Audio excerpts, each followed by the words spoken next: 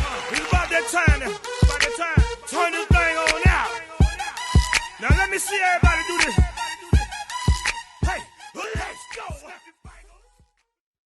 Começando mais um RCast aqui. Oi, mãe! Tudo bem? Galera, hoje eu vim trazer para vocês o Moisés e a Monize. Eles vão se apresentar para vocês. Eles vão falar um pouco do trabalho deles, vão falar um pouco da clínica.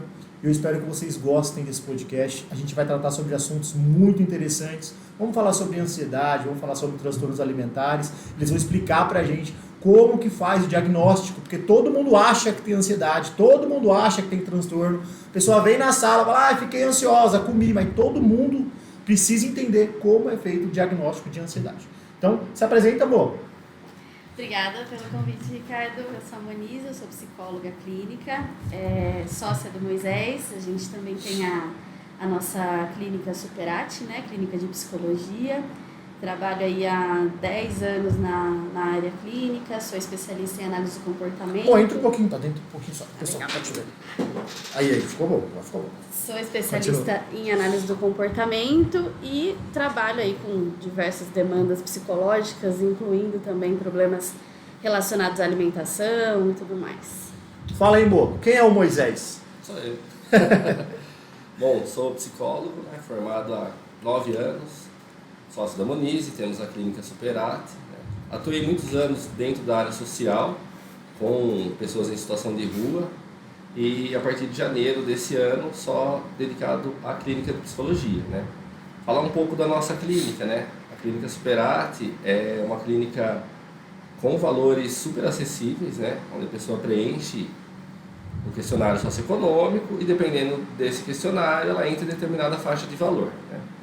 Isso foi uma ideia que a gente teve ao longo dos anos e acabamos concretizando o ano passado, né, quando a gente inaugurou essa clínica, porque a psicoterapia em si ela é um pouco inacessível a todos, para algumas né? pessoas, para algumas né? pessoas, por conta tem um código, uma tabela de honorários que o conselho determina, então é um valor que não é acessível para todo mundo. E a gente falou, então só quem pode pagar vai fazer terapia? Claro que não. O Superati veio para quebrar isso, né? Então fica super acessível, a pessoa vai fazer terapia com a gente trabalha também com casais, com avaliação psicológica, avaliação para TDAH, pré-bariátrica, né? Enfim, N coisas lá. Temos uma equipe muito eficiente, né? Profissionais excelentes lá na clínica, então fica o convite para quem quiser conhecer também. Depois você pode estar até divulgando um pouco a página da clínica, tá? Sim. Lembrando também que a Ricatim tem parceria com eles, tá? Então, se você for aluno da Ricatim, vai lá na recepção, fala que você é nosso aluno. Eles vão tratar vocês super bem. O lugar é muito aconchegante. Eu tive a oportunidade de conhecer lá. A gente fez uma reunião para falar um pouco sobre os nossos futuros projetos. E eu achei o lugar aconchegante demais. É muito gostosinho lá. Então, quem quiser conhecer, chama o Moisés depois no Instagram, chama a Mo, chama no Instagram da própria clínica e vai lá conhecer, que eu garanto que vocês não vão se arrepender, tá? Outro detalhe importante também, galera, manda pra mim uma mensagem aqui pra mim ver como é que tá o som. O som tá ok? Tá ouvindo daí, Bruno? O som tá de boa? Tá tranquilo? Então, beleza. Então vamos dar continuidade ao nosso podcast. Mo, primeiro você. Qual amor? Os dois é Mo.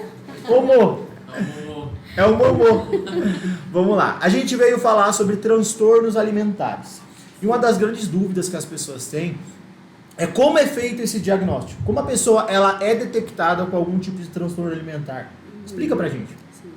É muito importante, né, que a pessoa passe pela avaliação com psicólogo e ou com psiquiatra. Que são os profissionais capacitados mesmo, né? A gente vê muitas informações sobre tudo na internet hoje em dia, né? Inclusive sobre transtornos alimentares, mas nem tudo a gente pode confiar. Então, só o psicólogo e o psiquiatra vão conseguir identificar, porque não é só uma lista de sintomas, né? Que a gente tem ali o manual de diagnóstico, que tem uma lista de sintomas. A gente precisa ver a gravidade, o quanto que isso afeta a vida da pessoa, uma possível causa. Então, por exemplo, uma pessoa ela pode ter uma relação ruim com a comida por conta de uma depressão, Sim. sabe? Ou por conta de um trauma que ela viveu recentemente. alguma coisa que não se diagnostica realmente como um transtorno alimentar, pode ser outras condições da vida, uma fase da vida dela, sabe? Então é preciso fazer essa análise do quanto que isso atrapalha a vida dela, qual a frequência que isso acontece. Então, assim, eu não vou lembrar de cor todos agora, mas é mais ou menos por uns 3 meses aconteceu episódios de compulsão 3 vezes na semana, onde a pessoa se alimentou sem fome, se alimentou sem necessidade, de uma forma desgovernada, sem controle nenhum.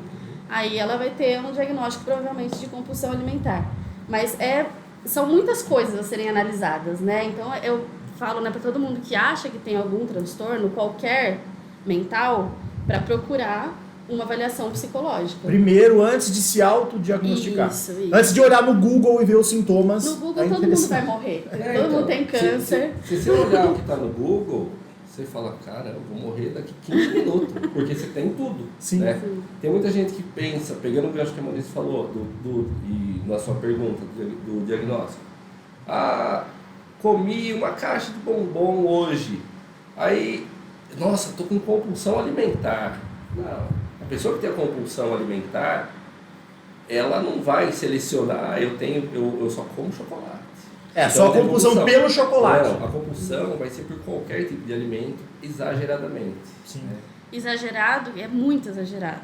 Não é uma barra de chocolate, né? É uma coisa assim que a pessoa passa até mal, de tanto que come. E não é só o chocolate, vai comer. Vai atacar o refrigerante, vai comer chocolate. É o que está na frente. Né? Tudo. Vai comer. Isso aí vocês chegam a diagnosticar nesse momento um impulso alimentar, uma compulsão alimentar, uma ansiedade. Como que a gente diferencia uma da outra? Assim? Dentro de cada transtorno tem os critérios diagnósticos desse transtorno. Então tem uma lista lá de, vamos supor, 9 itens que se você corresponder a, 5 desses itens, você pode ser diagnosticado com aquilo. Entendi. Mas também tem os diagnósticos diferenciais, Sim. que são sintomas parecidos, mas que significam outra coisa. Então, só numa entrevista mesmo, sabe, e avaliando tudo, que você vê se é aquilo mesmo ou se é um outro tipo de transtorno. Existe a possibilidade da pessoa dar início com um grau de ansiedade, depois partir para a compulsão e for algo evolutivo? Sim, as condições pioram, né? Então, entendi. assim, elas podem piorar bastante. A ansiedade, que muita gente atribui a ansiedade à causa de algum descontrole, de alguma dificuldade, a ansiedade ela não é a causa de nada. A ansiedade, na verdade, é um sentimento normal, todo mundo tem ansiedade, sabe? O que vai diagnosticar isso como um transtorno é a quantidade de ansiedade, é a intensidade, é a frequência, há quanto tempo, em que situações. E o quanto ela está afetando a sua vida, o seu funcionamento também. Né? A Maurício falou, tem ansiedade, mas eu não estou conseguindo trabalhar, porque eu estou... Aí você não trata, excesso de futuro, né? Sabe? Excesso de futuro, ansiedade é excesso de futuro. Então, a partir do momento que começou a atrapalhar a sua vida, aí já é o Mas isso que você falou é verdade, uma coisa pode levar a outra. Então, assim, a pessoa tem uma ansiedade, aí ela não trata. Aí ela começa a paralisar. Aí, paralisando, ela começa a ter uma depressão. Aí, com essa depressão, ela perde o prazer de viver. Aí, ela começa a achar prazer na comida. E aí, ela começa a só sentir prazer na comida e consumir comida e tal. E isso pode gerar um monte de outros problemas e levar até a morte. E a gente consegue associar a ansiedade ou depressão, como você disse, a momentos da vida da pessoa, né?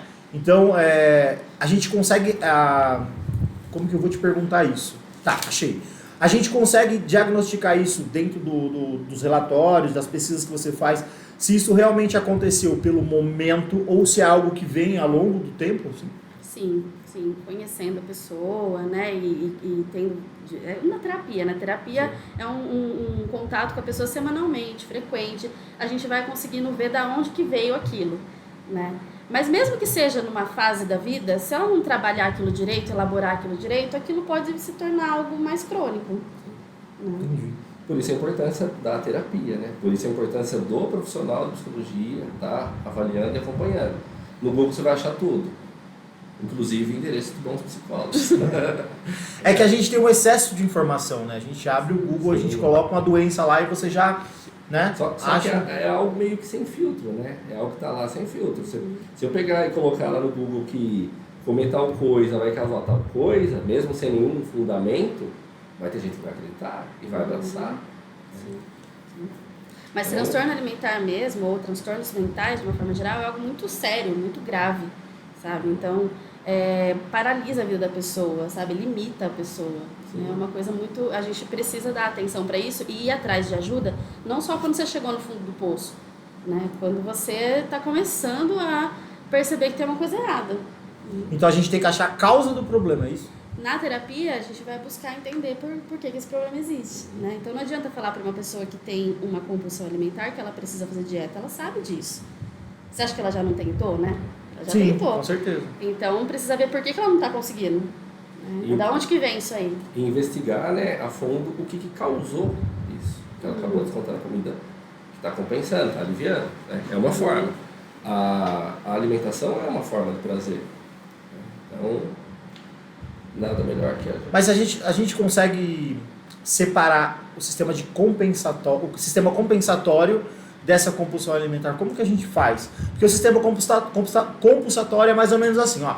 Trabalhei a semana inteira, chegou sexta-feira, eu quero ser feliz, eu mereço ser feliz. Aí eu vou no bar, eu bebo pra caramba, eu como um pedaço de bolo. É o famoso eu mereço. Como que eu consigo separar esse tal eu mereço com um transtorno? Porque eu falo assim, às vezes as pessoas elas fazem dieta a semana inteira e na sexta-feira elas se auto-sabota dessa forma, entendeu? Então vai virando ela consegue errar tudo que ela não errou na semana, num sábado e num domingo. Sim. Então, é aí que entra a parte da... Oh, meu Deus, deu branco. A parte da intensidade. Então, suponhamos que a pessoa, o exemplo que você deu, ela está comendo, segue a dieta certinho, no final de semana ela se dá ao luxo de dar uma escapada. Beleza. Ela tem compulsão? Não. O problema é quando essas escapadas não tem mais controle. E acaba sendo na segunda, na terça, na quarta. Aí eu escapo no café da manhã, no almoço, na janta, e assim vai. Isso assim que vai. você falou, esse exemplo que você falou, fico pensando em várias hipóteses, assim, né? Por uma pessoa que faz isso. Tem muita gente, na verdade, Todo mundo, que faz né? isso. Todo mundo. Senão todo mundo teria transtorno alimentar, né? Então, assim, ou a pessoa, ela tá sofrendo para fazer dieta. Então, assim, ela tá entrando num processo de privação. Sim. E aquilo tá sendo uma luta. E aí a gente não consegue manter, quando é muito difícil. É uma dieta muito restrita. Muito restrita. Ou ela quis mudar tudo na vida dela do dia pra noite. Virou a chave. Aí ela consegue manter isso por 5 dias. Ela não consegue manter por mais dias, né? Então isso não é um transtorno alimentar, mas isso pode trazer algum prejuízo também para ela. É uma dificuldade mais de autocontrole, é uma dificuldade de equilíbrio, sabe? De achar o equilíbrio na vida. Né? Porque ela pode sair da dieta, só que não precisa ser assim. Faz certinho por 5 dias. Sim. E por 3 dias faz tudo errado. O que eu sempre falo para os alunos é o seguinte: o problema não é você sair da dieta, é você saber voltar para a dieta. Então não é uma refeição que vai atrapalhar todos os planos ou todo o seu planejamento. Você vai ter um momento que você precisa também, o lado psicológico também é importante, né? E eu costumo dizer o seguinte: se a tua dieta te mantém preso, quando uma pessoa está presa, o que ela quer? Ela quer fugir. Sim. Então a dieta ela tem que ser palatável, ela tem que ser gostosa, ela tem que estar dentro da rotina das pessoas.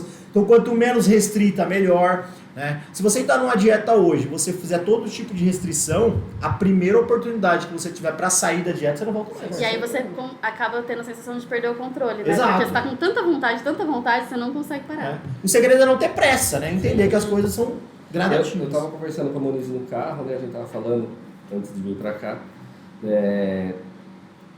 da diferença, né? Qual que é a diferença entre o veneno e o remédio? A dose. A dose. A comida também vale isso. A dose. A partir do momento que você exagera na dose, você perde a mão, você perde o controle e aquele negócio vai no automático. Inclusive a alimentação. A compulsão, aí já é um quadro de patológico mesmo. Né? Então, perdeu a mão. A pessoa está comendo, ela nem está percebendo que ela está comendo. Ela nem sente o sabor da comida, ela só vai mandando para dentro. Tem algumas técnicas, né, que até em terapia a gente consegue aplicar para a pessoa poder ter uma experiência mais consciente na hora de comer, né, que tem uma técnica que chama Mindful Eating, né, que você come com consciência, prestando atenção no sabor, Tem na a quantidade de textura. vezes que você mastiga. Isso, você presta atenção naquilo que você está fazendo, então ajuda.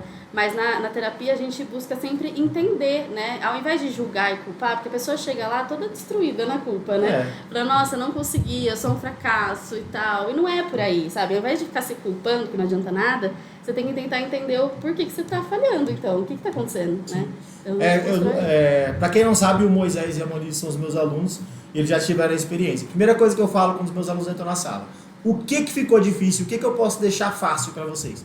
Então, a gente trabalha com a parte de dieta, com a parte de treinamento. A gente precisa entender que daquele lado da mesa tem uma pessoa que ela tem vários problemas, que a prioridade dela não é o shape, e sim a saúde. O shape é consequência, né?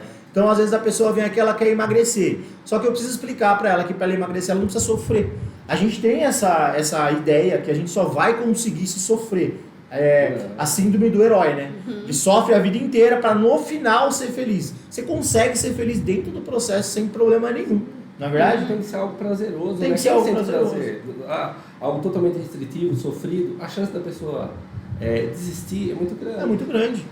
A gente tem um monte de fator que faz a gente sofrer. Não precisa ser dentro da dieta que a gente vai sofrer também. A alimentação tem que ser algo natural, normal. Sim, exato, né? exato. E aquela questão, né? A pessoa, eu ganhei tantos quilos ao longo de tantos anos. Não vai ser em 1 mês, 2 meses Que ela vai perder. Eu vou dar o meu exemplo. Eu sou ex-fumante, né?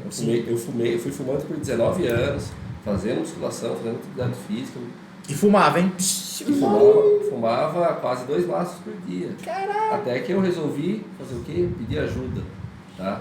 Vou até aqui agradecer ao Dr. Carlos e doutora Carla, do PAIT, né? É um grupo da prefeitura, um programa de assistência intensiva ao tabagista, tá? Tem encontros no NIS, tem encontros na Argos, e porque eu vi que sozinho não ia conseguir. E com esse grupo eu consegui. Agora, dia 6 de outubro, eu faço 3 anos sem cigarro.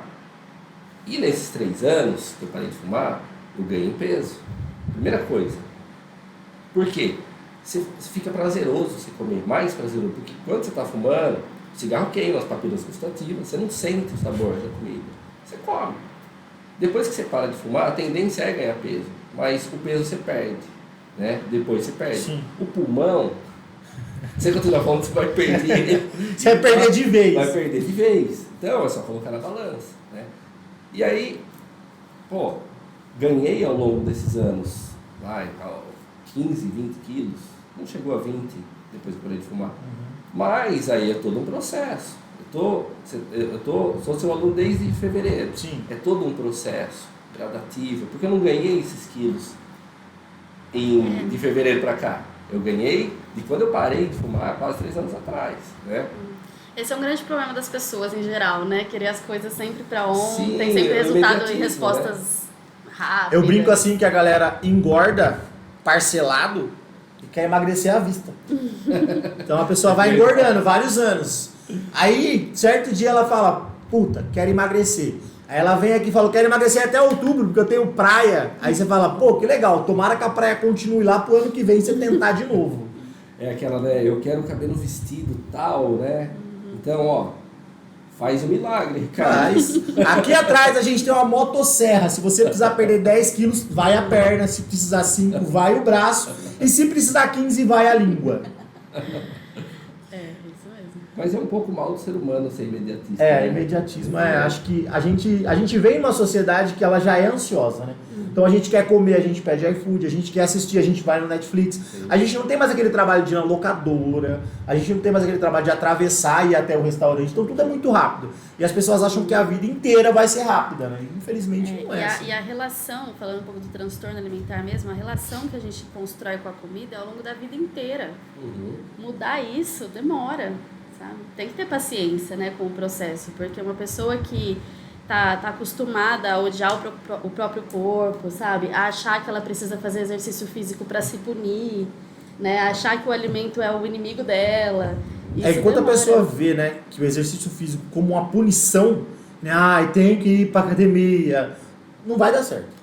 Tem que ser algo prazeroso. Tem que Porque ser algo a prazeroso. motivação, até a gente brinca falando que na força do ódio, né? Sim. A agressividade, o ódio, ele até impulsiona num primeiro momento, mas ele não mantém. Não mantém. Então ele tem que ter uma outra motivação, que não seja o ódio, né? Então ele tem que se encontrar ali e tentar buscar o bem-estar que aquilo vai trazer na sua vida, né? Se não for através da musculação de qualquer outro esporte, mas alguma coisa que faça sentido, né? Eu tenho um caso, né? Eu li uma vez uma coisa que tava martelando aqui para perguntar para vocês. Eu li um estudo uma vez que eles fizeram sobre mães, né? As mães que estavam em graus de obesidade, né? E muitas vezes eles detectaram que as mães que estavam em grau de obesidade, elas se sentiam mal quando o filho, por exemplo, não queria comer o que ela fazia, por exemplo. Então, assim, ela fazia um bolo, por exemplo. Aí o filho tá de dieta, né? Aí o filho, não vou comer o bolo. E aí a mãe comia esse bolo e automaticamente no subconsciente dela ela achava que se ela parasse de fazer esse bolo, ninguém mais ia fazer o bolo para aquela criança. Então ela mesma se mantinha comendo aquele bolo e ficava obesa. Qual que é a relação disso? Nossa, interessante. É interessante, né? Bem Aham, interessante. bem interessante. Eu acho que quando a gente vai analisar a obesidade, por exemplo, a gente tem que entender qual que é a função daquele alimento para aquela pessoa, sabe? Sim. Qual que é o significado daquele alimento. pra Exatamente, aquela era pessoa, justamente sobre esse significado que falava o estudo. Né? né? Então, nessa mãe mesmo, né? O que ela acha? Ela acha que geralmente tem a ver com tudo na vida, na verdade, gira em torno do afeto, né? A comida é da afeto. memória afetiva que essa comida traz. Pegando esse exemplo do bolo, o que será que que traz memória afetiva para essa mãe? Ela reproduzir, fazer esse bolo para o filho. O que tem esse bolo a ver com a história de vida dela? Ela acabou criando ali uma relação distorcida com esse bolo, entendeu? Poderia ser só um bolo, mas para ela é algo muito maior, muito especial, né? E talvez querer compensar, porque a mãe também tem uma coisa que enxergar o filho como uma extensão dela, né? Então, isso não é saudável, lógico, mas acontece, né, na relação. Então, já que o filho não comeu, se eu comer, meu filho já tá comendo, sabe? Exato. Entendi. Então ela associa, né?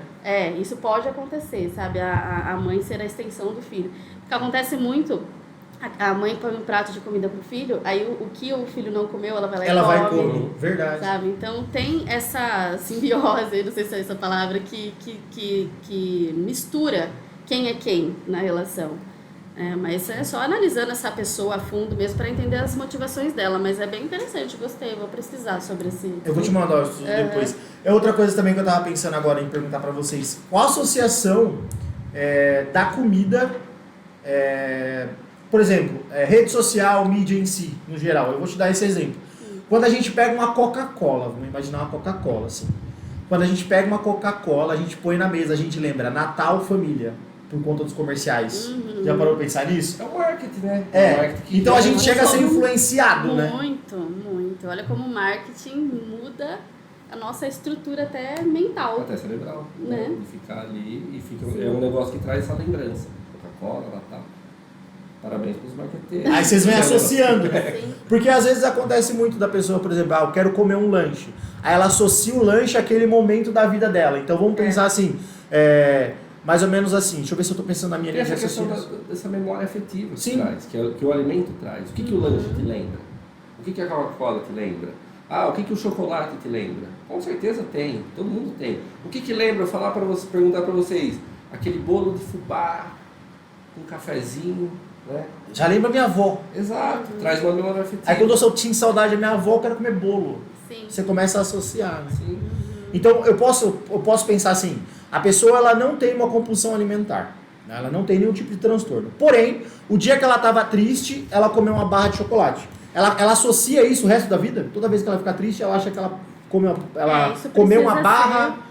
Precisa ser algo repetitivo, né? Sim. Algo que tenha acontecido várias vezes, mas se isso acontecer sempre, pode ser, assim, Essa associação. pode haver associação. É um pareamento de estímulos, né? Pareamento de estímulos. Pareamento de estímulos. Né? Então, quando eu parei de beber álcool, né? Mas quando eu bebi álcool, eu gostava de, tipo, sexta-feira, eu tinha ritual, né?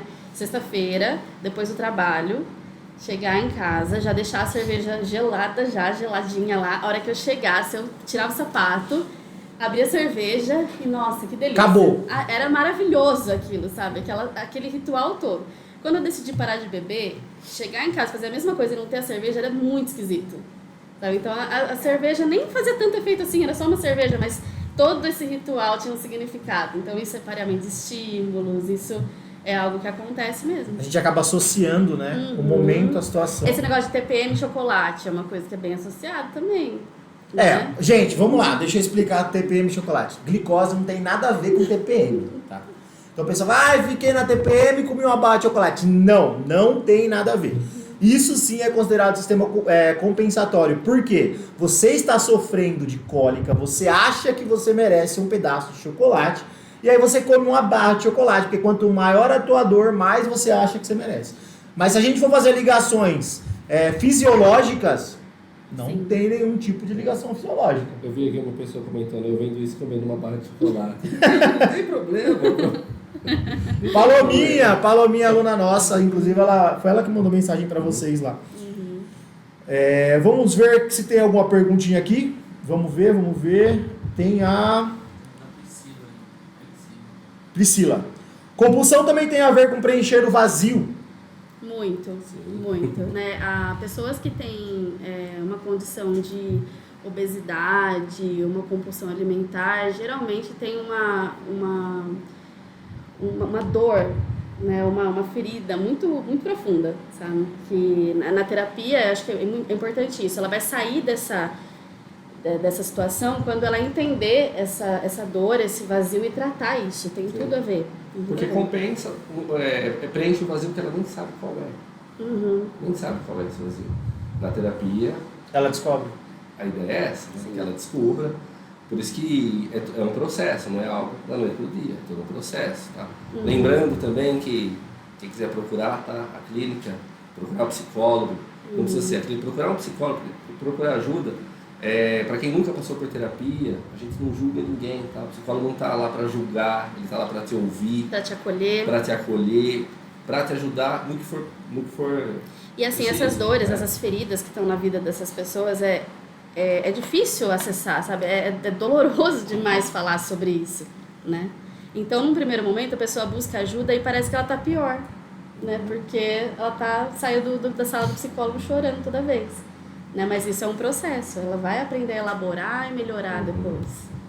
Então, se a gente conseguisse associar a terapia a um grau de obesidade, vamos imaginar. A pessoa é obesa e ela não sabe por que ela ficou obesa, porque às vezes as pessoas engordam e nem sabem por que engordou. É aquela velha história, eu sempre falo, comida não engorda ninguém, o que engorda as pessoas são calorias.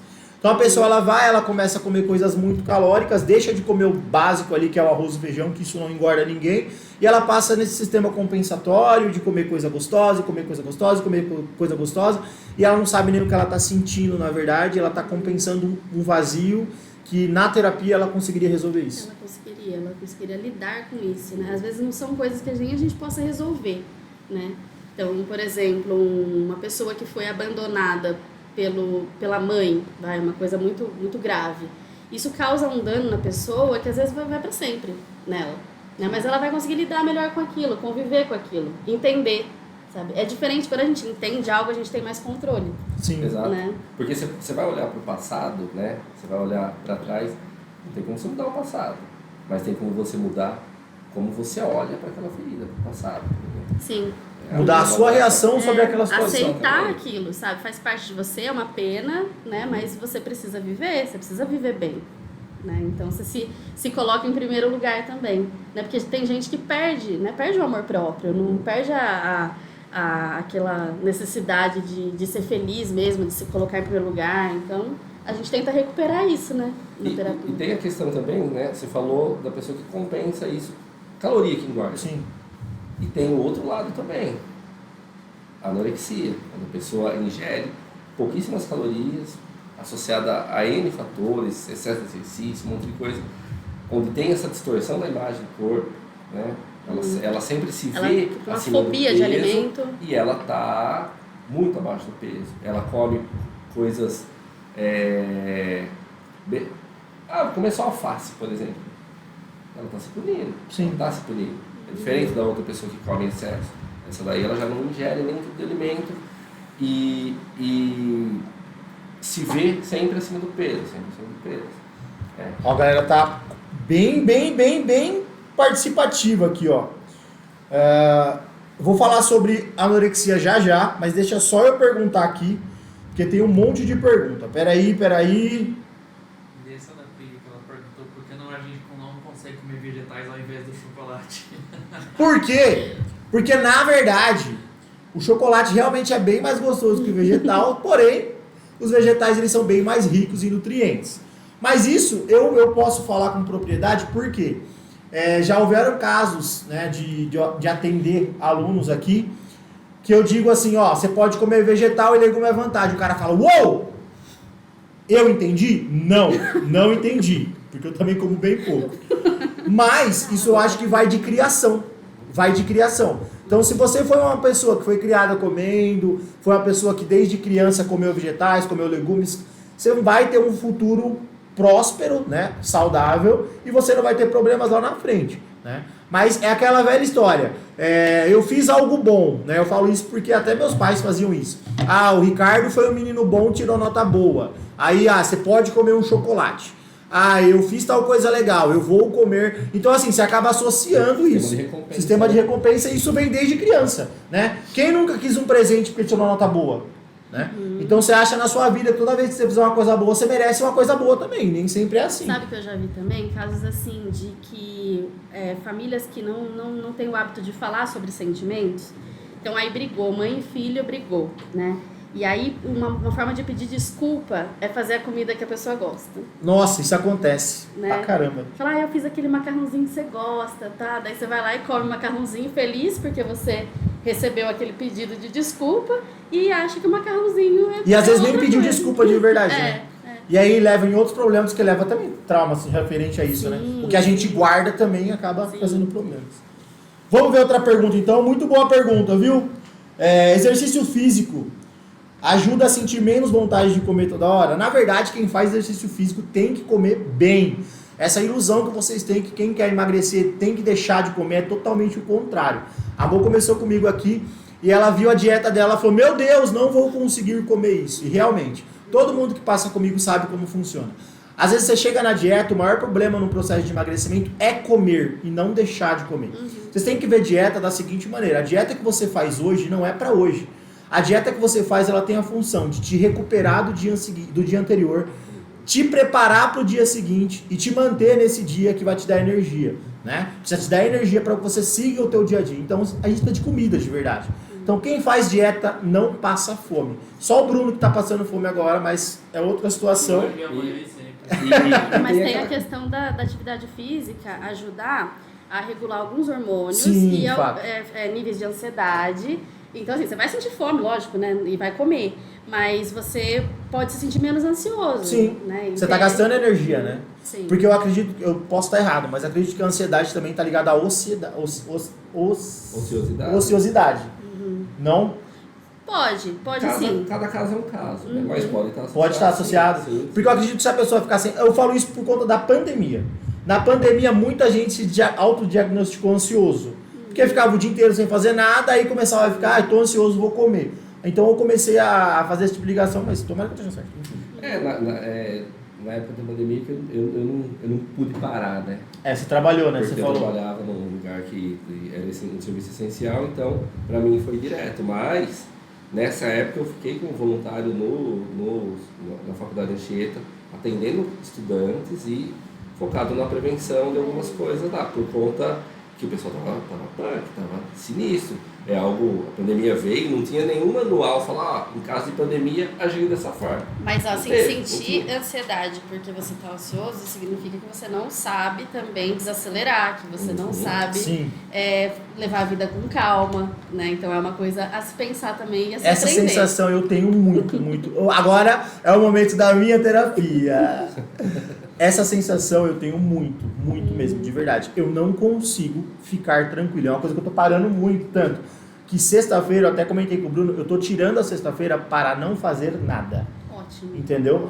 Porque minha semana é extremamente corrida e o que acontece? No meu momento de não fazer nada, eu tenho a sensação que eu estou atrasado o tempo inteiro. E aí eu começo a ficar, pô, preciso fazer alguma coisa, aí começa a aparecer um monte de ideia na minha cabeça, e eu tento não fazer, mas agora eu tô tentando trabalhar isso, tá surgindo a ideia, eu vou lá e marco no papel e falo, ó, segunda-feira eu vou tocar nisso aqui. Mas é Se envolver em importante. atividades um pouquinho mais lentas, sabe? Então não é que você vai ficar sem fazer nada olhando pro teto, mas sei lá, você tem dificuldade de ver um filme, tenta ver um filme Sim. inteiro, sem pegar o celular. Eu fiz o seguinte, eu tô me preparando psicologicamente para fazer coisas que eu deixei de fazer e que eu sinto muita falta. Por exemplo, tocar gaita. Na pandemia eu aprendi a tocar gaita, então é uma coisa que eu tenho... Mas eu não consigo durante a semana. Então na sexta-feira eu quero tirar 1 hora, 2 horinhas para voltar a tocar. Jogar videogame, meu Deus do céu, não lembro o dia que eu consegui ligar meu videogame. E é uma coisa que eu quero fazer na sexta também. Então tirar esse momento para mim, mas aí tá difícil, porque a cabeça... Sim. Fica a milhão. E é importante a galera tirar um momento para si mesmo, né? Tem muita gente que não consegue. Ah, eu não consigo. Consegue. Dá pra aprender. Dá para aprender. A dosar. Sim. Vocês fazerem perguntas para Mo e para o Mo, tá? Eu vou respondê-las sempre que vocês fizerem a pergunta. Porém, o que a gente pode fazer? Existem alimentos mais calóricos, né? Com a densidade calórica maior, e alimentos com densidade calórica menor. Vou dar um exemplo. A cada 100 gramas de arroz, você poderia comer, no sentido calórico da coisa, 250 gramas de batata inglesa, por exemplo. O volume de comida é maior. E essa estratégia a gente usa muito no processo de emagrecimento. Por quê? A pessoa que está no processo de emagrecimento, ela tem essa necessidade de ver a comida, né? Então ela vê o volume da comida ali. Então, de repente, se a pessoa não está satisfeita com 100 gramas de arroz, ela pode trocar por 200 gramas de batata, 250 no caso, que vai dar um volume maior de comida para ela e vai fazer com que ela se sinta mais saciada. No final das contas, as calorias são as mesmas e aí a gente não vai ter prejuízo dentro da dieta, mas dá sim. O que você precisa de uma dieta bem elaborada, e eu conheço um cara muito bom que pode fazer isso por você. Eu acabei vendo uma pergunta aqui, que aí eu leigo também, perguntar para você. Tá aqui, aquela dieta de... foi a Drica Silva. Aquela dieta de 12 horas sem comer é saudável? Toda dieta é saudável, desde que você não viva ela 100% focado em emagrecimento. Eu vou explicar para vocês. A gente tem uma lei, né? Uma lei que é eterna, que é a tal de comer de 3 em 3 horas. Que bom seria se todo mundo conseguisse comer de 3 em 3 horas. Mas infelizmente, a gente tem uma vida, a gente tem correria, a gente não consegue comer de 3 em 3 horas. E essa história do Instagram que vocês veem é tudo mentira. Essa dieta que a gente fala de 12 horas, 16 horas, que é conhecida como jejum intermitente, né? Ela é uma estratégia dentro da dieta. Ela não emagrece mais do que as outras dietas tradicionais. Para quem faz jejum intermitente, eles acham que é ficar 12 horas sem comer e comer o que você tem vontade depois de 12 horas. Não. Eu posso muito bem pegar todo o meu volume de comida e comer de 12 em 12 horas. No final das contas, se é o que você consegue fazer, é o que vai te trazer resultado, né? Mas o ideal seria o quê? Seria você fracionar essas refeições para que você não sinta fome. Porque se você ficar 12 horas sem comer, quando você for comer de novo, você não vai comer só o que tem que comer. Você vai acabar comendo mais. Então, o fato de você pensar dessa maneira, que comer de 12 horas é bom, né? Desde que a dieta esteja planejada. Se a dieta estiver planejada para você comer de 12 em 12 horas, ela tem que estar com todas as calorias. Então imagina você parar um dia na sua uma hora no teu dia para comer lá cerca de 2.000, 3.000 calorias de alimentos saudáveis, que é coisa pra cacete. Talvez você não consiga comer. E aí, ao invés de você entrar numa dieta saudável, você pode estar se prejudicando, porque se você não faz uma dieta adequada em calorias, também pode atrapalhar o processo de emagrecimento. Então, não existe dieta boa e dieta ruim, existe o planejamento. Como vai ser planejada essa dieta? Às vezes eu falo para os alunos, quantas refeições vocês fazem por dia? 4. É o que você consegue? É o que eu consigo. Vamos dividir em 4. Né? Dividir em 3 acontece às vezes, mas eu prefiro sempre dividir em 4 vezes, que eu acho que é o básico que todo mundo faz. Então não existe dieta boa e ruim, mas sim dieta elaborada. Né? Bora lá então, tem mais algum aqui? Deixa eu ver. É difícil comer a quantidade na dieta. Realmente, é difícil. Aí, Moisés, o Neg acabou de mandar aqui, ó. Vin Diesel, é você? Faz tempo que eu não vejo ele. Quando as pessoas falam do seu shape, como se chama isso? Depende, ou inveja ou admiração, precisa ver. Depende. Precisa ver como é que tá o shape também. Depende se tá falando bem ou mal, né? É, exato. Eu acho que falar do corpo do outro, sim, do nada, sabe? Sem ter liberdade pra isso, é uma coisa muito chata. É chato. Não importa se você tá querendo elogiar, entendeu? Porque eu vou dar um exemplo pra você de um caso que eu atendi muito grave de anorexia. A pessoa tava muito magra, mas ela não tava ainda no nível de inanição, um nível assim, mas ela tava muito magra, porque ela não comia. E ela era frequentemente elogiada pelo corpo dela. Por ela tá magra. Por ela tá magra. E aquilo atrapalhava demais. Ninguém sabia por que você tá emagrecendo, por que você tá engordando, por que você tá, sabe? Às vezes a pessoa tá com um físico lá, todo forte, tudo legal, mas ela pode estar se matando na droga ali também, fazendo Exato. um monte de besteira, sabe? Então é melhor tomar cuidado na hora de falar do Às corpo vezes a do pessoa também pode estar no grau de obesidade, ela pode estar passando por uma depressão, pode estar Sim, passando por uma uma situação coisa grave, complexa. né? Né? Então, assim, vamos parar de falar da vida dos outros? Vamos? Eu vi que perguntaram onde a gente atende, né? A clínica fica na Vila Hortolândia, tá? Pertinho do Jardim Botânico. Aqui. Do lado do terminal, dá pra ir de busão, Sim. Funciona de segunda a sábado, tá? segunda a sábado. O Moisés falou sobre anorexia, né? A gente pode falar sobre outra coisa também, que é a vigorexia. Interessante, né? Sim. Embora ela não esteja no DSM, Ela não tá no DSM? Não está no DSM. Caraca, eu achei que tava. Mas tem se falado muito, porque qualquer relação que você tem distorcida com o seu corpo e com os alimentos pode ser considerado um transtorno. Né? Então pode ser pela magreza ou pode ser pelos músculos em excesso. Sim. Pode ser. Então, assim, o excesso que é a questão, ou o déficit, né? Então, o comportamento ele se torna um problema quando ele está em excesso ou quando ele está em déficit. Então, pode ser a vigorexia. Acontece, gente. Você deve conhecer muita gente Eu assim. tenho, eu acho. E a parte da vigorexia, depois de estar passando aqui com você, uma coisa que eu parei de olhar, eu me atento agora, né? Treino, me atento a medidas. Então, você olha, você fala, caramba, mas parece que meu braço não está desse tamanho, meu. Aí você olha a medida e fala, caramba, aumentou. Que às vezes a gente Porque olha, ele é meio distorcido. Você distorce, né? Você fala, nossa, porque eu mas sempre parece falo. que o treino não cresce. A gente olha em terceira, a gente olha assim, ó, né? E quando outra pessoa olha, é uma visão totalmente diferente, né? Uma visão em terceira pessoa. Eu costumo dizer que quando você vê em terceira pessoa, você vê de um ângulo mais adequado, você começa a associar melhor aquela imagem. Então, assim, a vigorexia é uma coisa que acontece muito aqui. Nossa, demais. A pessoa nunca acha que tá bom, né? E aí ela pode até se tornar doente mesmo, Sim, né? porque ela pode procurar recursos na qual pode prejudicar mais ainda a saúde dela, né? E aí outros tipos de outros recursos, né? Os recursos que, né, a gente sabe que não é bom, né?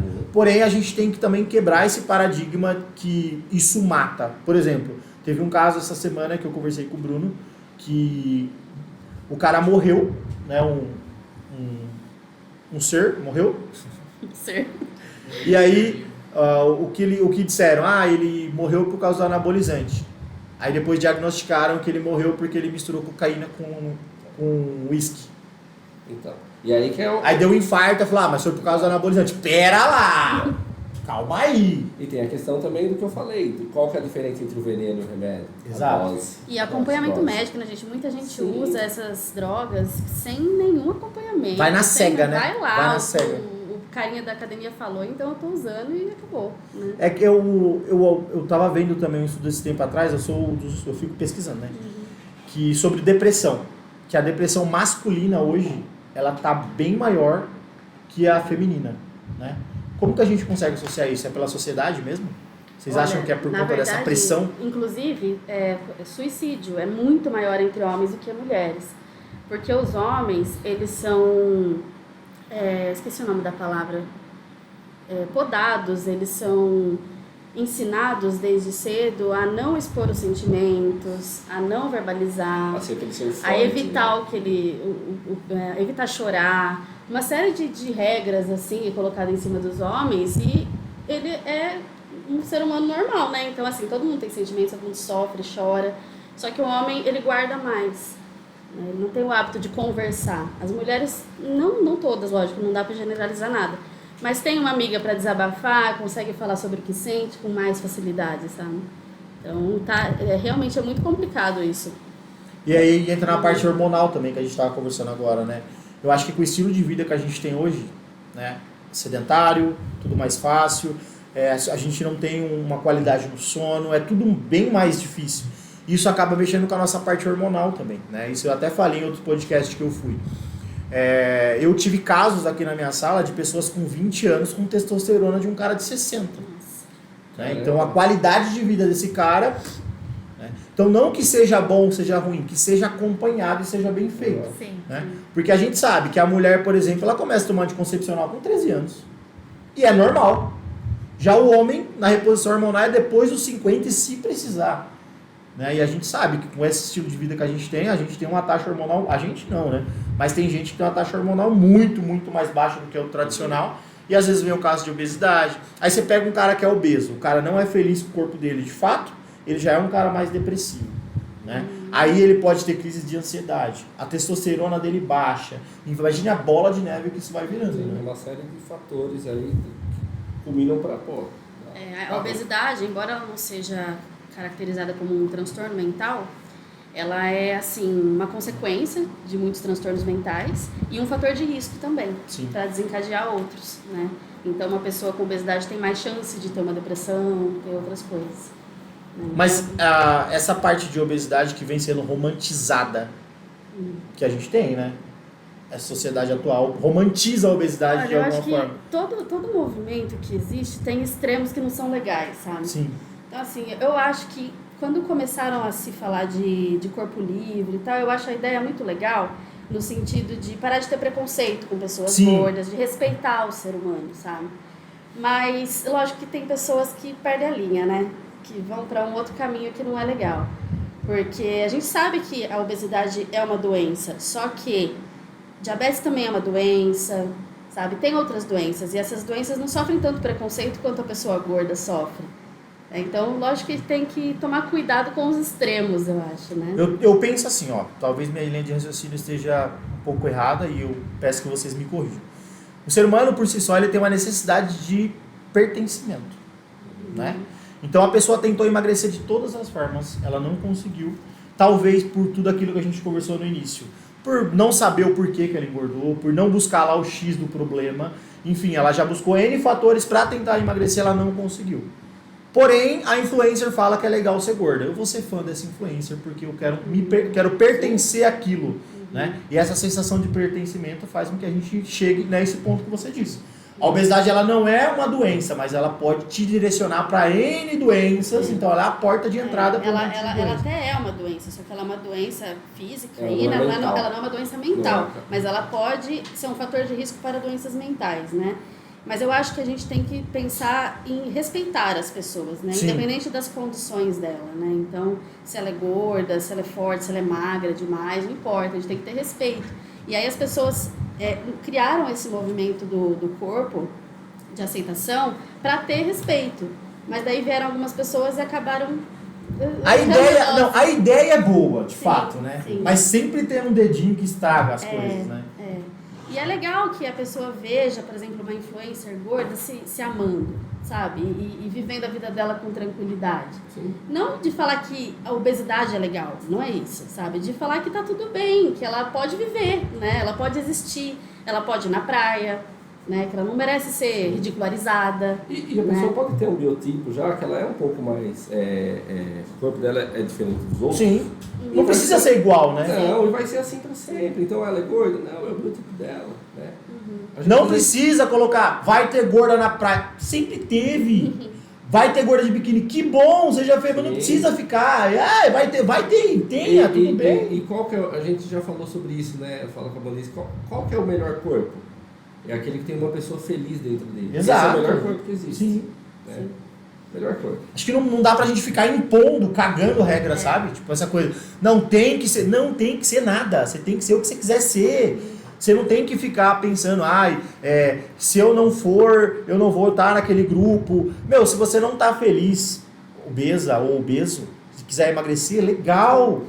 O que é interessante falar sobre esse negócio da obesidade, porque acho que a pessoa ela tem que entender que a autoestima ela é muito maior do que o corpo em si, sabe?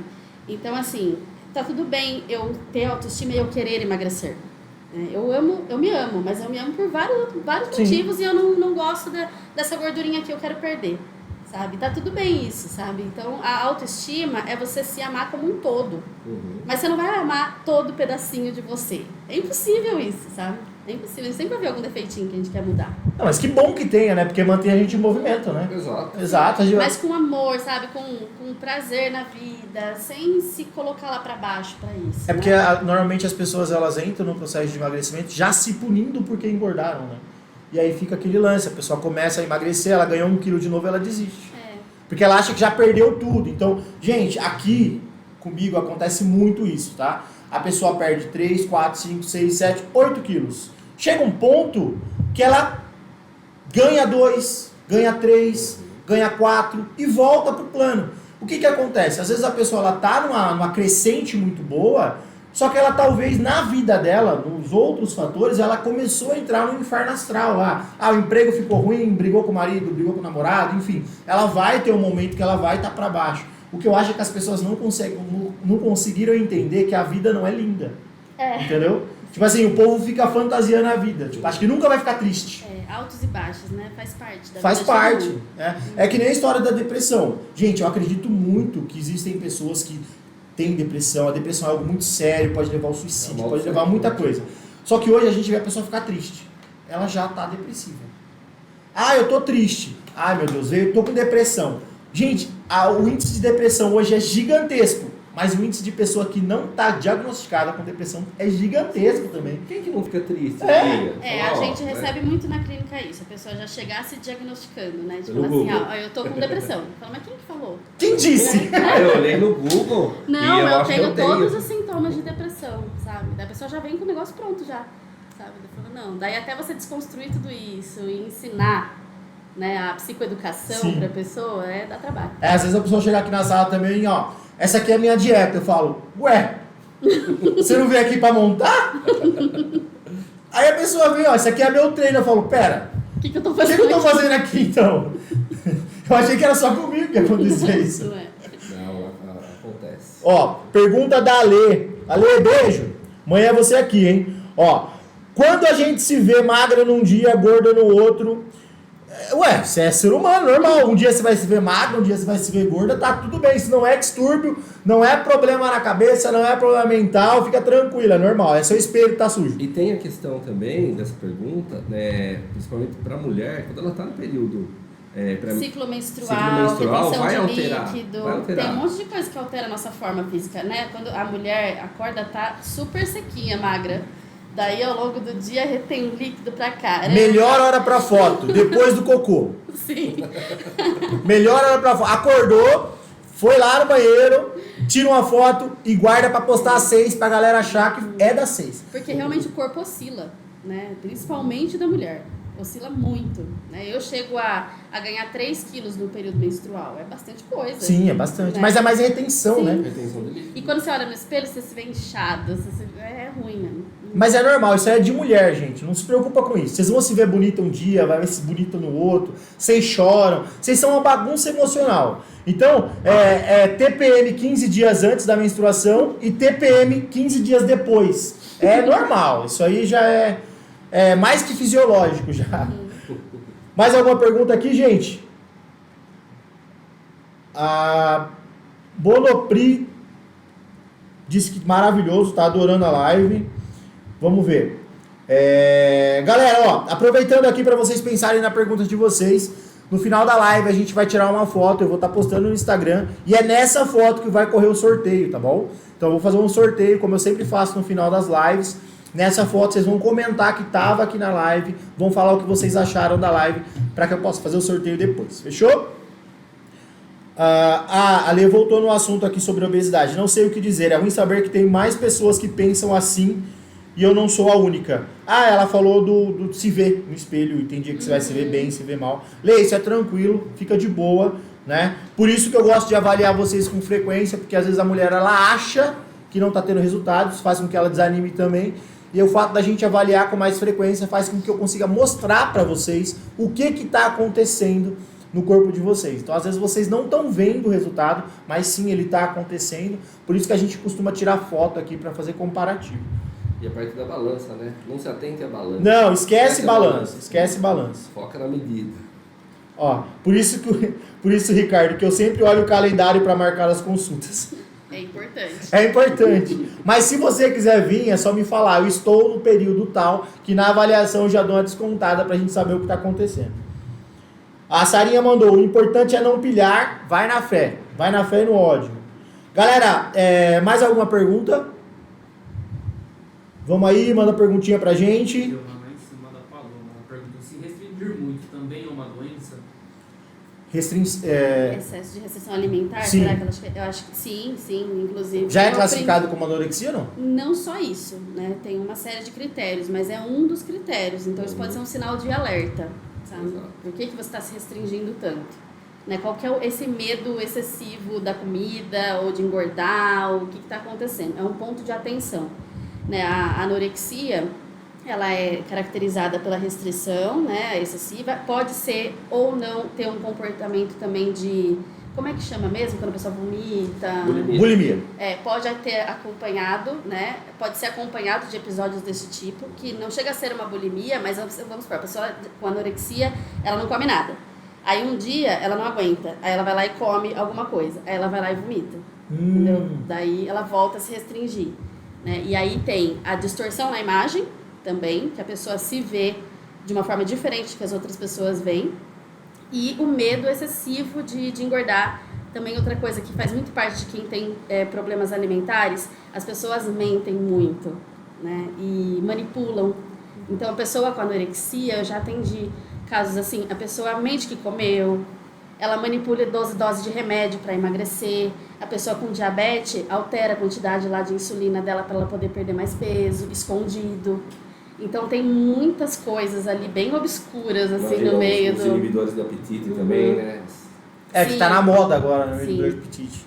E aí eu não quero desanimar o pessoal que tá usando inibidor de apetite, mas vocês vão engordar de novo, tá? Porque ele só vai parar a tua fome, você vai desnutrir, aí quando você sentir fome, você vai comer que nem uma porca velha, e aí você vai engordar tudo de novo. Então aprende que fazer dieta dá pra fazer, que não é um bicho de 7 cabeças, você não precisa passar fome, não precisa sofrer. Desassocia esse sentimento de, preciso sofrer para emagrecer, que não existe, tá? Você precisa de disciplina para emagrecer. Só que a disciplina, ela vai vir depois que você começar a ter resultado. E quando eu falo resultado, eu não estou falando de virar a Graciane Barbosa. É resultado dentro da tua rotina, dentro da tua dieta, tua água melhorada, teu banheiro melhorado. Isso é resultado. E aí, gradativamente, o resultado vai acontecendo. Tem uma amiga que o nutricionista sempre passa para ela 75 gramas de arroz, porque a pessoa tem medo de comer. Uma refeição livre como tapioca com doce de morango. Tá certinho. Isso é começo de anorexia? A pessoa se restringir por um tempo e depois... foi o que a Amor falou agora, né, amor? Sim. Então acontece muito da pessoa começar a se restringir por um... pensa assim, você pegou teu cachorro, você prendeu ele lá e deixou ele 6 meses sem comida. Aí depois você vai soltar o cachorro, ele vai fazer o quê? Ele vai comer ou vai fazer uma loucura, morder todo mundo e fazer aquela escarcel? É a mesma coisa. Essa pessoa que se restringe, né, que no caso que ela falou dos 75 gramas, ela já não está na anorexia porque ela está comendo 75 gramas. Sim, pelo menos. Mas isso pode fazer parte de um tratamento gradual. Então, assim, a pessoa morre de medo de comer. Então, lógico que a dieta dela no começo vai ser algo com baixíssimas calorias mesmo, acompanhado com uma terapia, acompanhado com um psiquiatra, para ela ir voltando a conseguir comer, sabe? Então, às vezes precisa diminuir um pouquinho no começo. Né? Pegando o gancho da anorexia, esse acompanhamento não é só com o psicólogo, é um tratamento multidisciplinar, Sim, né? sim. É onde vai estar envolvido o psicólogo, o psiquiatra, o nutricionista, N profissionais, né? Não é só, procurei psicólogo, vai ajudar. Mas Tem casos muito graves que, infelizmente, não tem mais jeito, né? A pessoa acaba vindo a óbito, quando está no estado já grave de inanição, onde o corpo não responde mais a medicamento, a nutrição, não responde mais. Porque se você não come, você não tem como você fazer absorção de remédio, de nada mais. Os seus órgãos começam a parar mesmo, né? Você acaba morrendo de fome. É uma coisa terrível. Já tem muitos casos desse tipo. Nos anos 90 e 2000 teve um aumento muito grande de anorexia, de anorexia. né? Era uma época onde o padrão de beleza estava extremamente magro, né? Então, assim, para as mulheres principalmente, era o padrão modelo de passarela, né? Então foi muito preocupante. Nessa época muita gente morreu de anorexia. É muito grave mesmo. Legal. A Sara mandou perguntar para vocês. Falem sobre bloqueio alimentar. Pessoas que têm compulsão ou não compulsão não, que têm restrição ou dificuldade de comer frutas, legumes. Isso aí a gente pode tratar com terapia?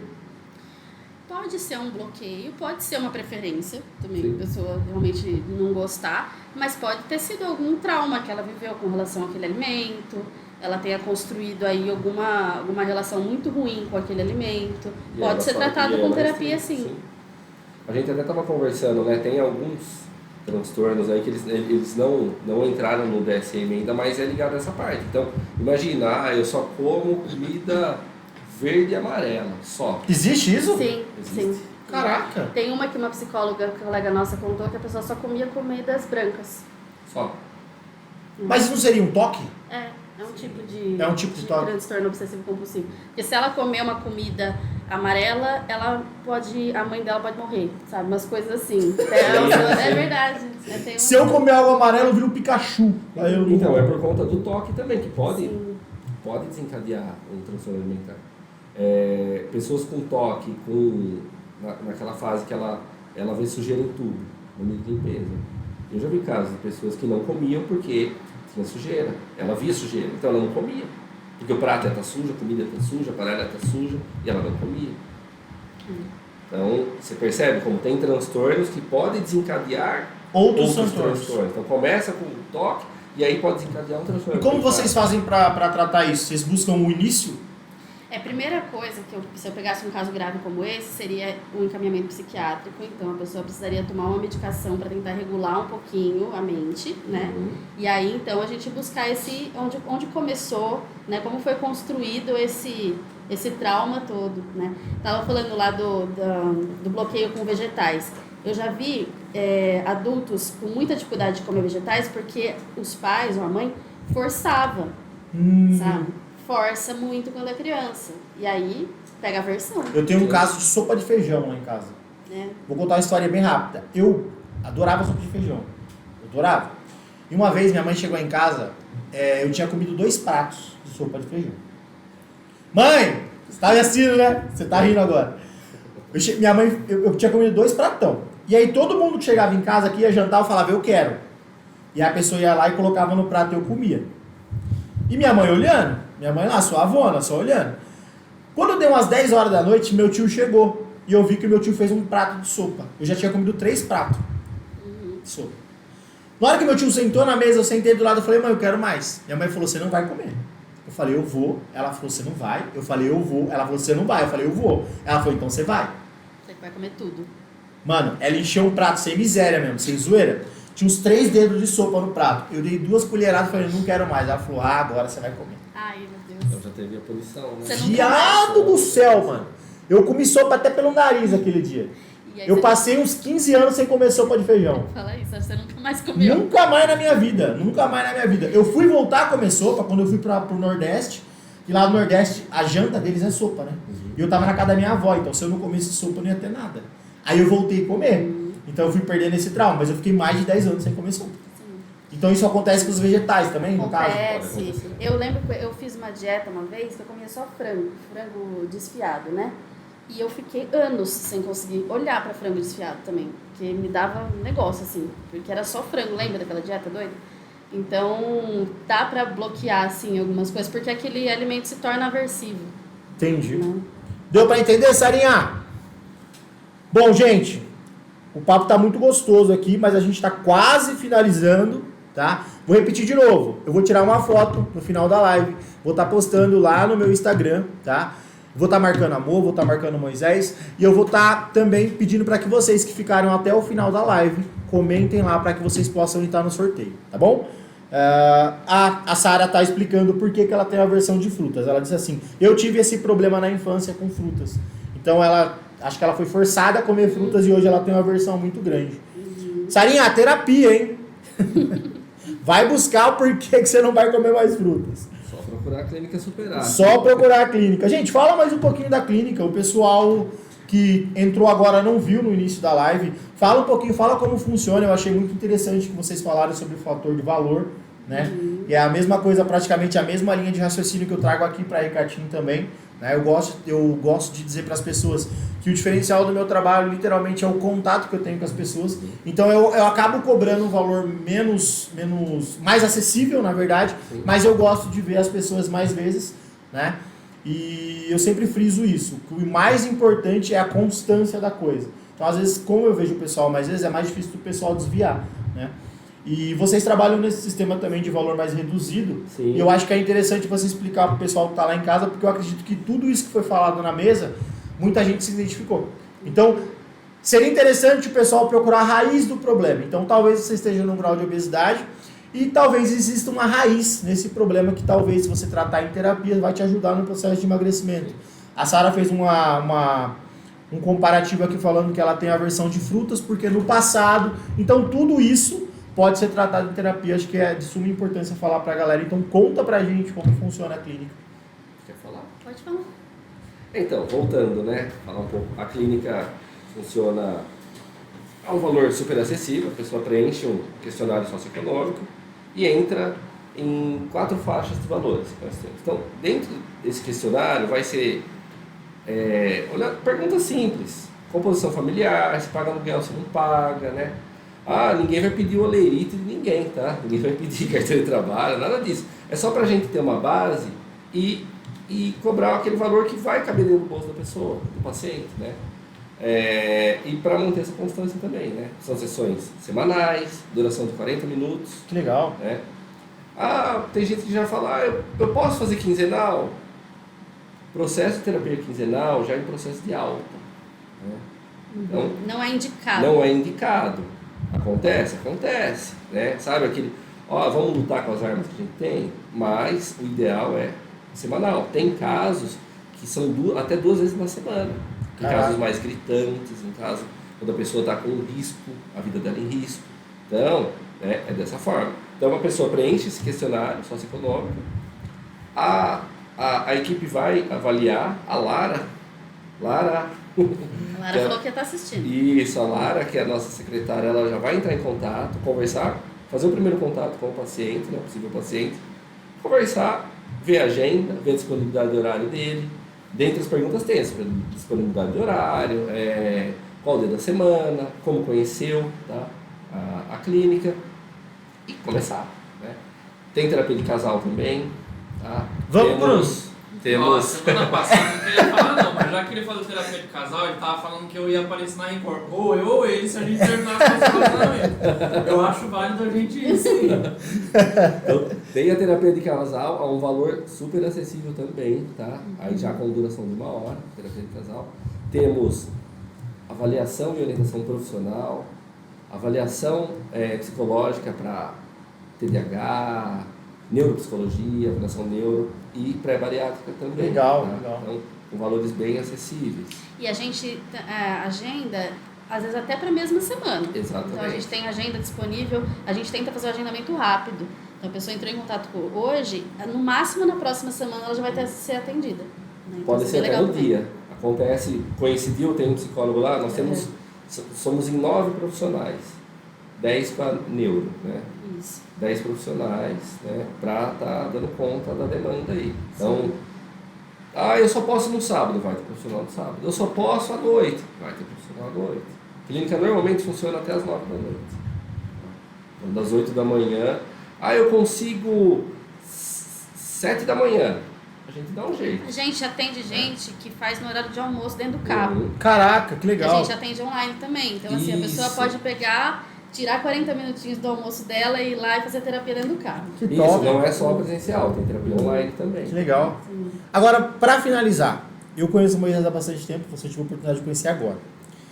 Como vocês chegaram nessa ideia tão genial de fazer uma clínica tão acessível, tão inclusiva, tão maravilhosa, que dá todo esse suporte? Qual foi, assim, o momento que vocês tiveram esse clique quando vocês saíram da faculdade, assim? Como foi? Conta a história. Então, Pode falar. eu acho que um pouco da nossa vivência na área social, né? Eu trabalhei muito na área social, pessoas em situação de rua, trabalhei com pessoas com HIV, trabalhei em outras ONGs, com dependente químico. Então, é uma população bem Vulnerável. que não tinha acesso. A pessoa consegue passar num psicólogo? no OBS? Consegue. No CAPS? Consegue. Mas a demanda é muito grande. E vai passar com o psicólogo uma vez por mês, talvez. É muito grande. Né?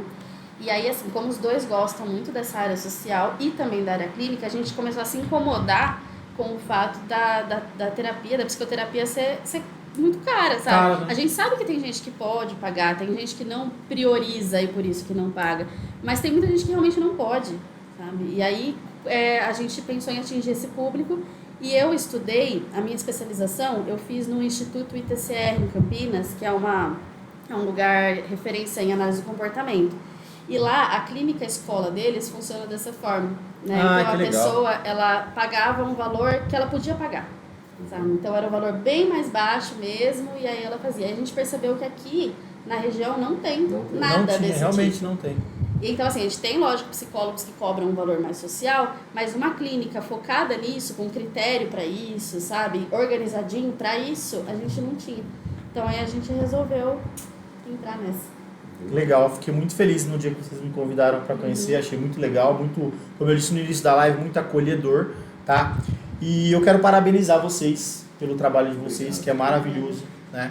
Eu tive a oportunidade de conhecer você agora, conheço o Moisés há muito tempo, e quando eu vi que ele se tornou psicólogo, realmente eu falei, caralho, nem imaginei que ele ia virar psicólogo.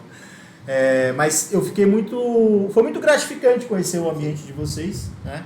E ouvir um pouco da história de vocês lá também, a gente foi bater um papo, eu vi os olhinhos do Moisés brilhando, mostrando pra gente, deixasse ele ficava mostrando até a xícara de lá, então realmente é um lugar que vocês, realmente dá pra ver que vocês amam mesmo o que vocês fazem, né? E é um prazer pra mim estar fazendo parte dessa história, né? Principalmente agora que vocês estão trabalhando comigo aqui.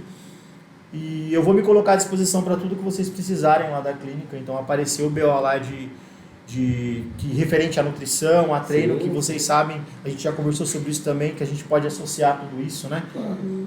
E convidar todos os alunos da Ricatim para conhecer a clínica, né? Eu garanto que vocês não vão se arrepender, o trabalho deles é lindo, extremamente lindo, né? Da mesma forma que eu gosto de humanizar a nutrição, humanizar o treino, eles humanizam a psicologia e a gente sabe o quão é importante estar com a mente em dia, né, nesses dias atuais, que pode influenciar muitas coisas, todas as coisas que foram citadas aqui nessa mesa. Então, gente, se você tem um problema agora e você não sabe como sair dele, se você tem uma obesidade, se você não consegue se manter dentro de uma dieta, se você se autodiagnosticou com ansiedade, depressão, seja lá o que for, tenta buscar ajuda, tenta buscar a raiz desse problema, para que assim vocês consigam evoluir de forma gradativa, de forma humanizada, sem pressa, sempre trabalhando da maneira certa, né, com profissionais qualificados, que nem o Moisés e a Monize aqui, né? E eu vou deixar aberto aqui para vocês fazer a última pergunta, e se não tiver, a gente finaliza. Não tem? Não? Não tem. Então, galera, corre agora no meu Instagram, daqui a alguns minutinhos, eu vou estar postando lá para vocês a foto. E quem ficou até o final da live vai fazer parte do sorteio, tá bom? Monize, se despede da galera, Moisés também. Eu agradeço o convite, foi muito legal. Eu espero voltar mais vezes. Com A gente certeza, fala de vou vários precisar muito de assuntos. vocês. E foi muito legal conhecer você também. A gente admira muito o seu trabalho, né? Eu me surpreendi muito, porque eu já passei por um monte de profissionais da área de nutrição e já fiz um monte de coisa. E eu acho que foi a dieta mais fácil que eu já fiz na minha vida, assim, Ai, né? que É bênção. muito tranquilo de fazer, realmente. Tá dando super resultado. Sim. Eu acho que eu nunca me mantive tanto tempo, assim, sabe, fazendo algo e gostando de fazer. Então você faz um trabalho excelente também, a gente Obrigado. admira bastante. E vocês também que estão assistindo aí, obrigado pela participação, pelas perguntas. E aí, né, a gente fica à disposição para depois, se alguém quiser mandar dúvida, alguém mandar mensagem, a gente responde tudo lá. Eu vou deixar marcado o Instagram da Monize e deixar marcado o Instagram da clínica do Moisés lá também. Se Moisés, se quiser, despede da eu galera. passo o telefone depois, né? Quer passar ao vivo o telefone? Eu não sei de cor, não pode falar. A gente marca no post lá, fica tranquilo. Sim, sim. Que a memória já não tá 100% já. Agradeço o convite, né, a oportunidade de estar batendo um papo aí. Com certeza vamos vir mais vezes, né? Com certeza. Então, admiro o seu trabalho. Conheça A Mili King, né? faz tempo. Da época que a gente nem imaginava que a gente ia ser o que a gente era. Exatamente. Então, Eu agradeço, obrigado por quem está participando, quem participou, quem mandou pergunta, tá? Qualquer dúvida, estamos à disposição, tá? É só entrar em contato com a Clínica Superate, tá? Com o Ricardo, comigo, com o Monize. O telefone eu mando depois, porque eu estou com a dúvida aqui. Tá? Mas, obrigado. Agora me deixa dar um presente pra vocês e aí depois a gente vai finalizar a live do jeito mais tradicional que a gente sempre faz. Segura um minutinho aí. Ai, deixa eu pegar. Que bom, adoro presente. Ó, essa caneca aqui é a canequinha do nosso podcast. Posso abrir pra mostrar? Claro. Todo mundo já viu, né? Então, aqui tá a caneca. Foca no que controla, que é o tema maior do nosso podcast, né? As pulseirinhas vocês têm? Eu não tenho, mas Você não tem? O Moisés tem, né? Eu vou pegar a pulseirinha pra Amor também, que ela ainda não tem. Então, pra quem não sabe, todo aluno da Ricatim tem uma pulseirinha dessa aqui. A frase dela é: foca no que controla, porque literalmente isso aqui pode manter a gente dentro do planejamento, né? E manter a gente principalmente em evolução, tá? Então, amor, isso aqui é um presente pra você. Você não ganhou porque não tinha no dia que você veio, mas enfim. E a canequinha também é um presente meu pra você, tá? Muito obrigada. E é isso, Adorei. certo? Vai tomar bastante café e agora a gente vai sair do jeito tradicional, que é assim, ó, a gente sai da linha da câmera pro pessoal achar que a gente tá indo pra algum lugar, mas a gente vai ficar só aqui na sala mesmo. Vai lá. Galera, brigadão, valeu. Corre lá no Instagram que vai estar daqui a pouco. Comenta lá pra participar do sorteio. Valeu. Valeu.